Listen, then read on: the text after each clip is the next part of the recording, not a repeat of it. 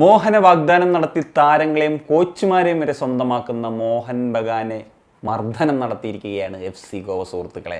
4-1 എന്ന സ്കോറിലാണ്, അതും അങ്ങ് സാൾട്ടിലേക്ക് പോയി FC ഗോവ മോഹൻ ബഗാനെ തോൽപ്പിക്കുന്നത്. ഞാൻ പറഞ്ഞ കാര്യം അറിയാലോ, നമുക്കറിയാം വളരെ വലിയ ഇൻവെസ്റ്റ്മെൻ്റ് ആണ് എപ്പോഴും മോഹൻ ബഗാൻ നടത്തിക്കൊണ്ടിരിക്കുന്നത്. ഈവൻ യുവാൻ ഫെർണാണ്ടോ എന്ന് പറയുന്ന ഒരു കോച്ചിനെ പോലും ഒരു സീസണിൻ്റെ ഇടയിൽ വെച്ചിട്ട് ഗോവയിൽ നിന്ന് പുന്നം വിലയൊക്കെ കൊടുത്തിട്ടാണ് സ്വന്തമാക്കുന്നത് എന്നുള്ളതാണ്. ഏതായാലും 4-1 എന്ന് പറയുന്ന ഒരു ഹ്യൂമിലിയേഷൻ തന്നെയാണ് നടത്തിയിരിക്കുന്നത് എന്നുള്ളത് നിസ്സംശയം പറയാനായിട്ട് സാധിക്കും. അതും ഒരു ഹോം മത്സരമാണെന്നുള്ള ആലോചിക്കണം.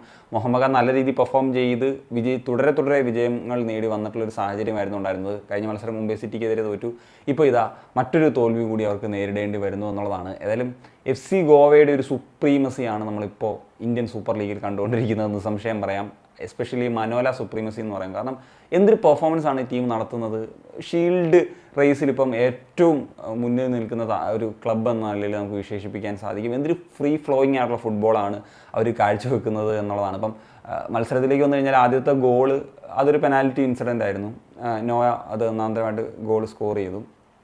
അത് കഴിഞ്ഞിട്ട് വിക്ടറിൻ്റെ ഗോളാണെങ്കിലും അല്ലെങ്കിൽ നോവയുടെ ഗോളാണെങ്കിലും ഒക്കെ അവസാനം ഒരു പെനാൽറ്റി ആയിരുന്നു കാർലോസിൻ്റെ. അപ്പോൾ ഇതിലൊക്കെ പിന്നെ പെനാൽറ്റീസ് അല്ലാത്ത ഗോളുകളൊക്കെ ആണെങ്കിലും മികച്ച തരത്തിലുള്ള ഗോളുകളായിരുന്നു. ഈ 3 ഗോളുകളിലും ബ്രാൻഡൻ്റെ ഒരു ഇൻവോൾവ്മെൻ്റ് ഉണ്ടായിരുന്നു.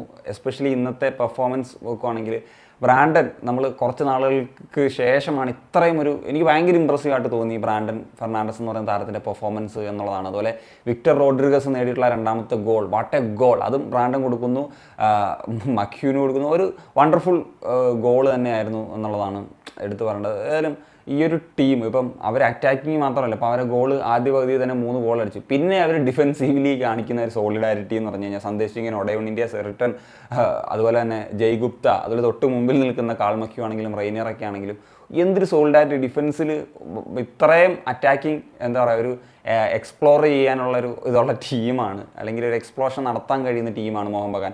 അവർക്കൊന്നും ചെയ്യാൻ കഴിഞ്ഞില്ല എന്നുള്ളതാണ്. മാത്രമല്ല 4 ഗോളുകൾ അവർക്കെതിരെ സ്കോർ ചെയ്യാൻ സാധിച്ചു എന്നുള്ളതും പ്രധാനപ്പെട്ട കാര്യമാണ്. നമുക്കറിയാം മോഹൻ ബഗാനെ സംബന്ധിച്ചിടത്തോളം ചെറിയ സസ്പെൻഷൻസ് ഉണ്ടായിരുന്നു.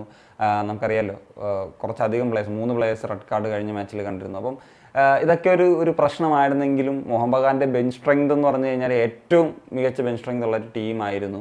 അതായത് ഇപ്പോഴേ മോഹൻ ബഗാൻ ഫാൻസൊക്കെ യുവാൻ ഔട്ടിൻ്റെയൊക്കെ ഒരു വിളിയുടെ ഒരു സൂചനയൊക്കെ കൊടുക്കുന്നുണ്ട്. കാരണം തുടർച്ചയായിട്ടാണ് 2 മത്സരങ്ങൾ തോറ്റിട്ടുള്ളത്. So that's it guys. ഭയങ്കര എന്താ പറയുക, ഫസ്റ്റ് ഹാഫ് ഭയങ്കര ഇൻട്രസ്റ്റിംഗ് ആയിരുന്നു. സെക്കൻഡ് ഹാഫിൽ ഈ പറഞ്ഞതുപോലെ ആ ഒരു ഗോവ അവരുടെ ആ ഒരു കളിയുടെ പേസ് കുറച്ചുകൊണ്ട് തന്നെ ആ ഒരു സോളിഡാരിറ്റി ബാക്ക് ലൈനിൽ കൊണ്ടുവന്ന് കളിച്ചു. അവർക്ക് ആ ഒരു 3 പോയിൻ്റ് അഗെയിൻ സ്വന്തമാക്കാൻ സാധിച്ചു. പോയിന്റ് ടേബിളിൽ ഇപ്പം അവർ മുകളിൽ തന്നെ നിലനിൽക്കൊള്ളുന്നു എന്നുള്ളതാണ് ഏറ്റവും പ്രധാനപ്പെട്ട കാര്യം. അപ്പം നിങ്ങളുടെ ഒപ്പീനിയൻസ് തീർച്ചയായിട്ടും ഒന്ന് കമ്പോസ് ചെയ്താൽ കാണിക്കാനുള്ള ചാൻസ്.